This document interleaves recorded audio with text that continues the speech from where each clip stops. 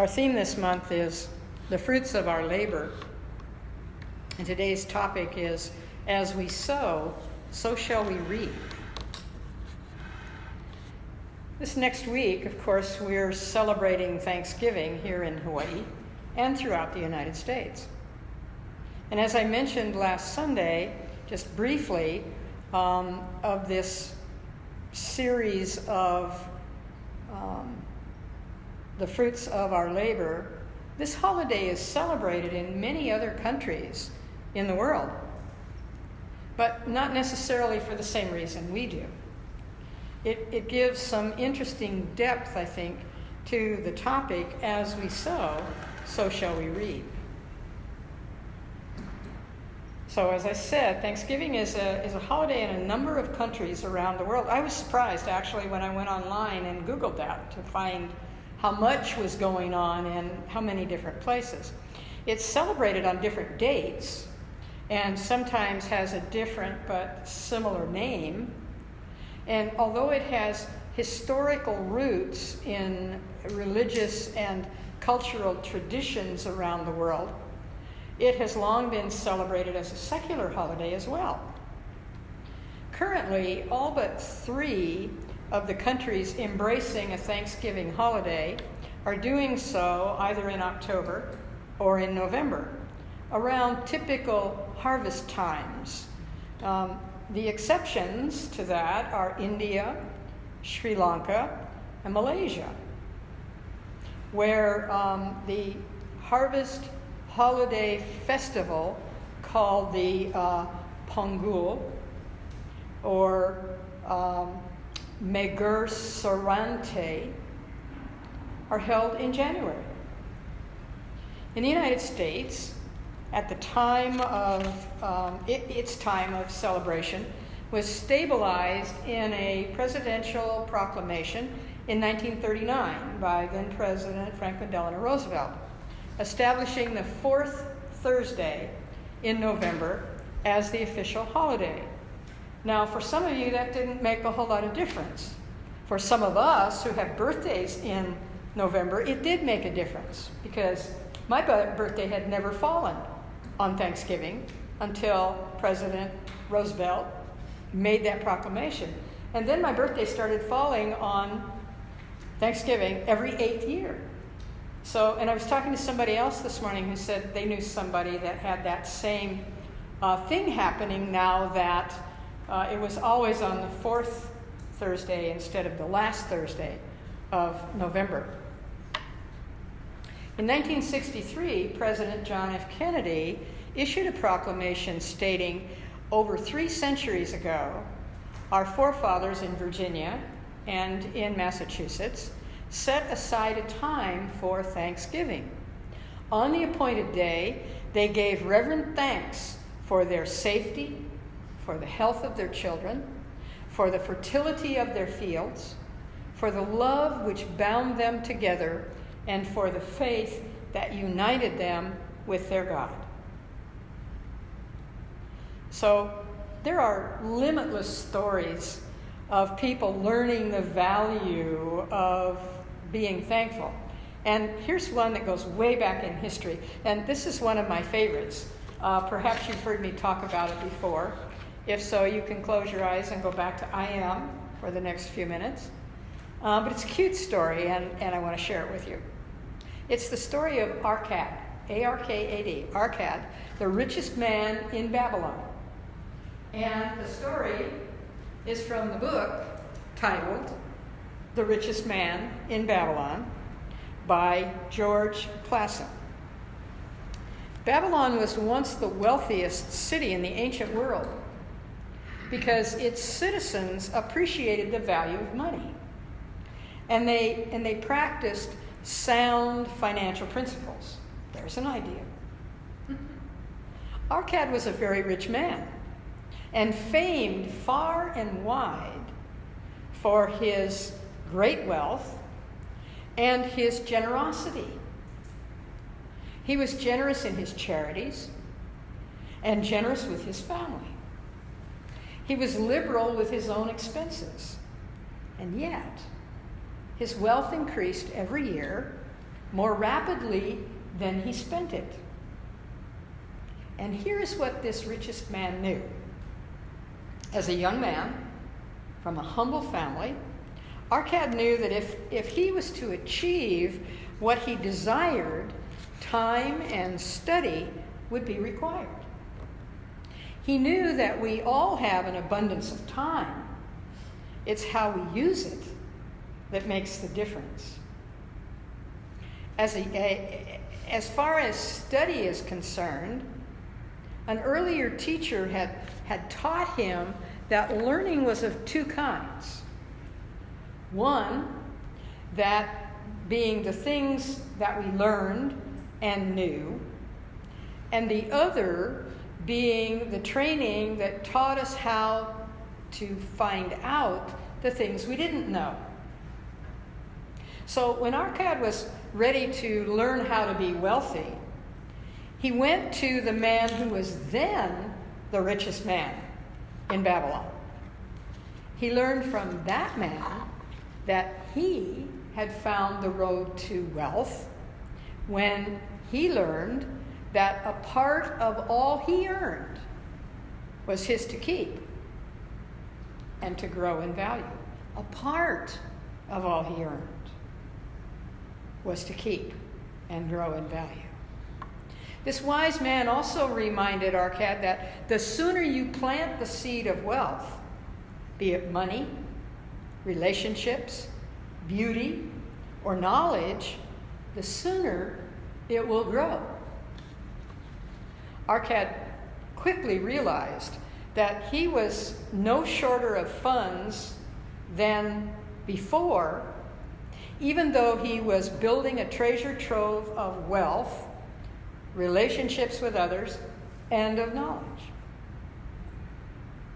Here are some of the other things that he learned along the way and dedicated himself to careful action. Invest wisely. Seek advice from the competent. Share his bounty with others and encourage them to do the same. He learned to be willing to see his purpose through to fulfillment, to prepare himself for opportunities, and most of all, to enjoy the journey. Well, we could spend the whole day discussing the lessons that Arcad learned and practiced. However, please know that this story, in book form and as an audiobook, is available, guess where? On Amazon. It's a modest investment for a great message. I'd also like to mention ever so briefly, it too was published in 1926. Just like the Wells of Abundance book that I talked about and shared with you last week, and of course, the original publication of The Science of Mind. That was a busy year in metaphysics, wasn't it? Just be advised that these books are all about reaping what we sow from the fruits of our labor and the law of circulation. Yep, sowing and reaping is all about the law of circulation, isn't it? It's about giving and accepting. It's about receiving and releasing. When we prosper others, we are always prospered in return. That's not why we prosper others necessarily. However, through the law of circulation, we are always prospered as well because it's constantly moving, giving and receiving, releasing and receiving.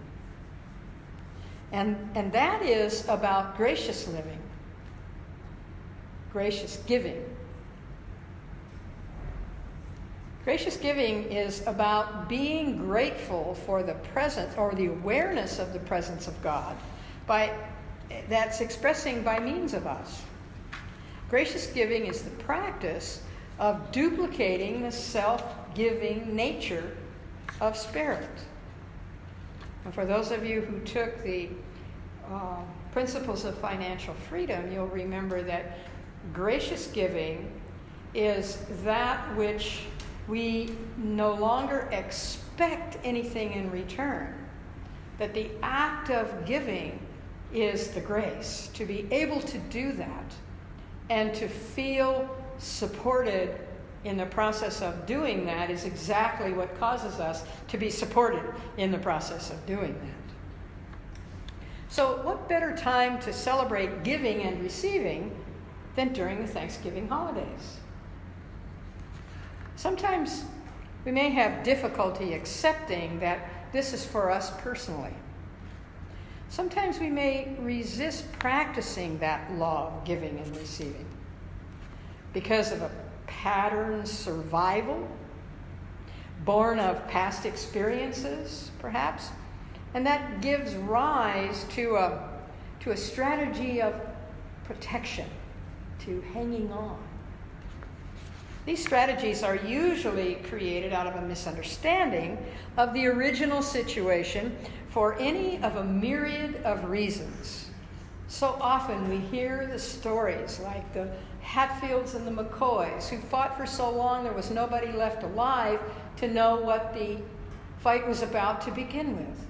And we do that sometimes in our own lives. The reason fades, but the result remains. That's the easiest thing of all to let go of, to surrender to a greater way. And that's why we do this sacred work right here and in our classes, to correct any of our past errors and misbeliefs, which are actually false beliefs, and release them. Because what you are sowing with the thoughts in your mind is what you are reaping in the experiences of your life. You may remember last week, I said you don't always have to grow through experience. You can also grow through direct insight. Direct insight is the clear recognition of our oneness with God, with Spirit. It's our soul, or our essence, as we often call it in science of mind, our essence saying that there's more of me to be expressed, to be more, to reveal more of my real self in this thing called life and in this plane of existence. It's that infinite potential within me rising to the surface in expression. This week, as we prepare for the celebration of Thanksgiving, we can heighten our consciousness of appreciation and thanksgiving. Now, I know that all of you here are already generous. You are giving individuals. So my words are not falling on your ears for the first time. And I know that you understand and you practice the law of circulation by receiving and accepting your good in a myriad of ways as well. In the Science of Mind text, Dr. Holmes wrote, "Let us come to Spirit with thanksgiving, for a thankful heart is in harmony with life."